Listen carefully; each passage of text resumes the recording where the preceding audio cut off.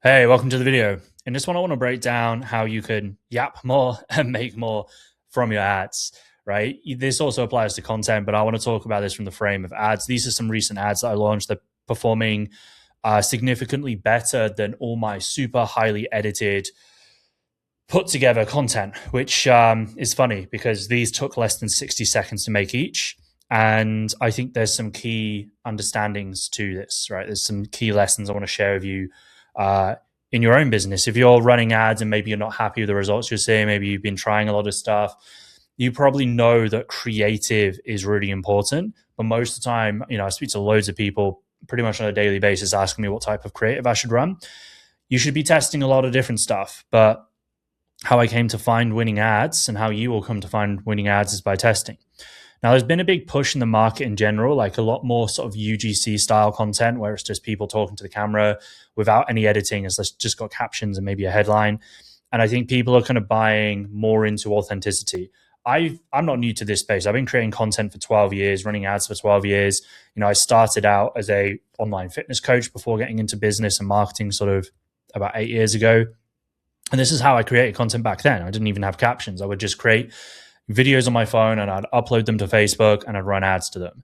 And I did the same thing organically. I used to go live on Facebook every single day and I would just talk to the camera for 5, 10, 15, 20 minutes straight with no real structure. Now, the key difference here is Instagram still wants things to be structured. If you just talk for 4 minutes, 5 minutes straight, these are not going to be able to perform very well, right? They still need structure. And I'm going to walk through that structure in a second and how you create that for whatever market you're in, because, everything follows basic psychology.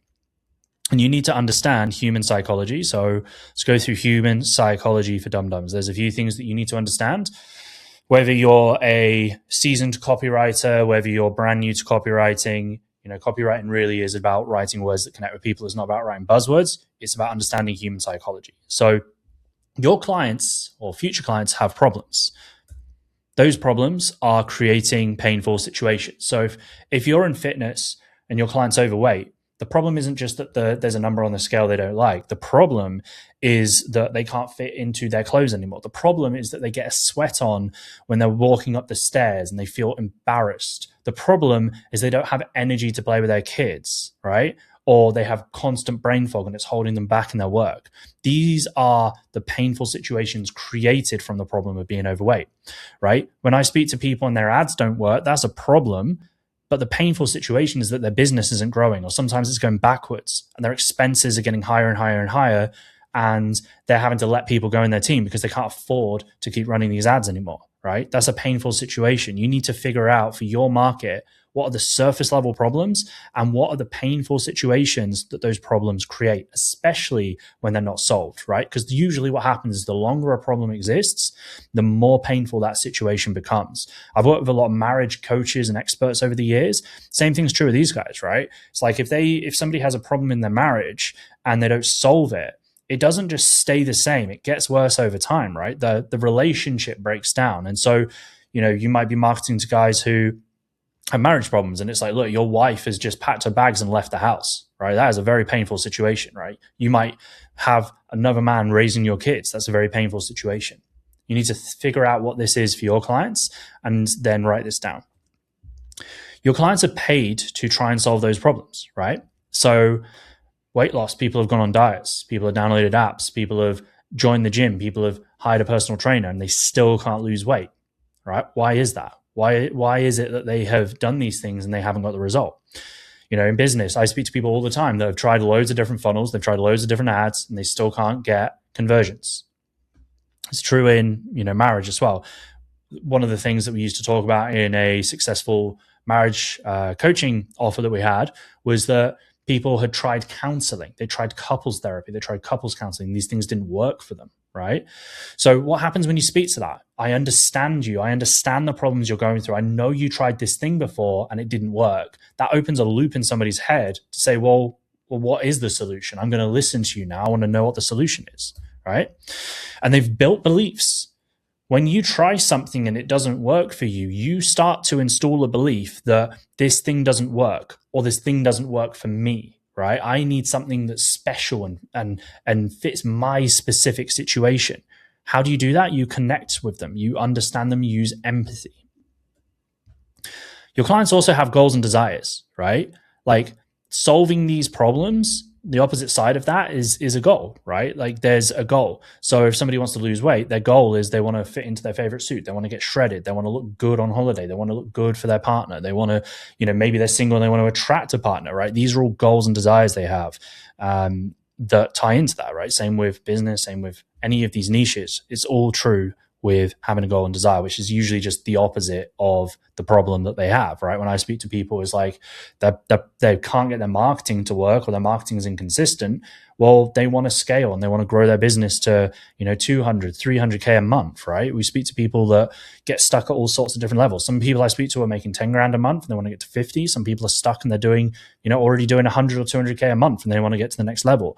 They all have goals and desires, and they all have problems. So you need to show how you can help them bridge the gap between these problems and desires, right? There's a concept in copywriting called like heaven and hell, or you can call it like heaven island and hell island. It's like you paint a narrative and a picture of what each of those islands look like. Write down all of the problems, write down all of the painful situations that those problems create, and then write down the desires, write down the situation that they could be in, right? Based on maybe it's your own journey, maybe it's client journeys, but you know what solving these problems do for these people. When you get clear on that, then you can move on to the next step, which is again, a really simple copywriting framework called the PAS framework. This is problem, agitate, and solution.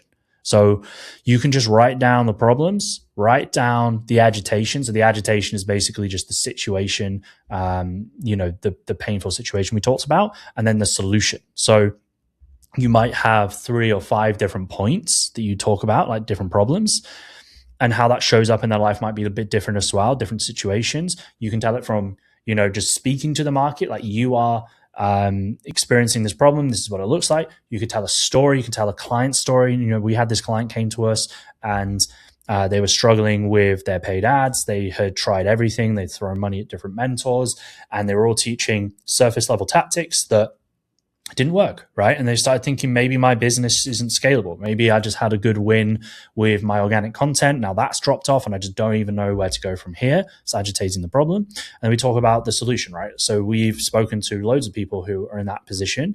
And the truth is, it's not just that this funnel didn't work, is that you didn't look at the bigger picture. You didn't look at your customer journey. You didn't look at what happened middle of funnel, bottom of funnel, right? Yeah, you generated some leads, but you didn't really do anything with those leads. You didn't nurture those leads. You didn't have touch points with those leads. You didn't follow up those leads. And then you didn't have a conversion mechanism to get them pre-sold on your offer, right? So that's like an example of an ad that we've run, right? You can tie that into whatever niche you're in. But if you understand this framework, you can just bang these ads out, and then you just have all these different videos.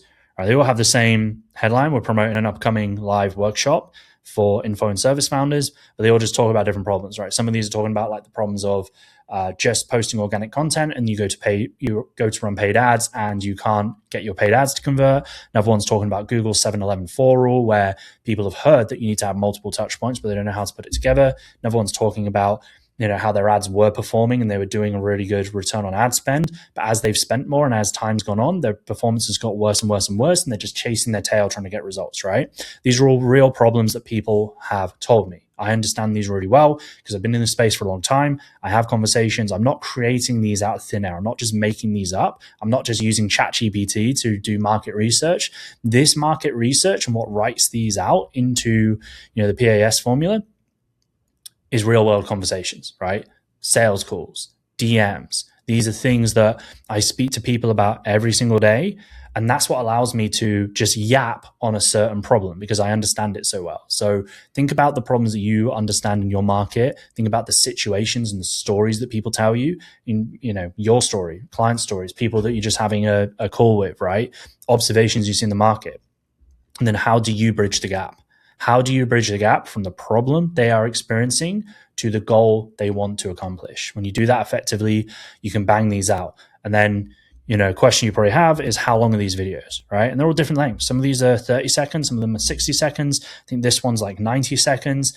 They're all different lengths depending on the depth of what I'm talking about, right? What's really important to understand in any video ad, whether you do this, whether you do highly edited videos, is it's about quality over quantity. So you don't want these to be like 3 minutes for the sake of it. If they're 3 minutes and it's good quality, that's great. If it's 3 minutes and you're just talking shit, then it's not going to work.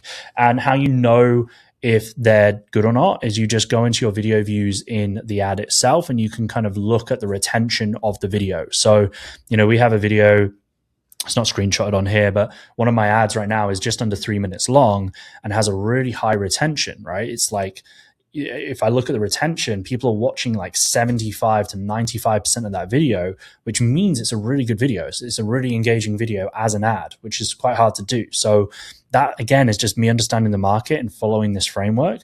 It's not just because you're like in this really simple environment where it seems a little bit like, it seems less like an ad. It looks organic. That's part of it, but that's not the thing that makes it convert. The thing that makes it convert is the psychology and being able to, communicate to people effectively, which is the same in any ad, but this is how you deliver it in the YAP framework. So hopefully you found this useful.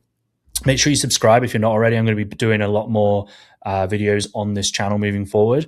And if you're new here and you don't know much about myself, then we partner with 7 and 8 figure info and service founders, and we also consult with those who are trying to grow to 7 figures and help them build out the systems, not just in paid advertising, but the marketing as a whole, right? Marketing as a system. It's not just paid ads. Paid ads is like the tip of the iceberg, but everything else below that within your acquisition. And if you want to find out a little bit more, I'll put a link below, and you can book a marketing audit and I can kind of show you where some of the gaps are in your own marketing. But I'll love you and leave you, and I'll see you in the next one. Peace.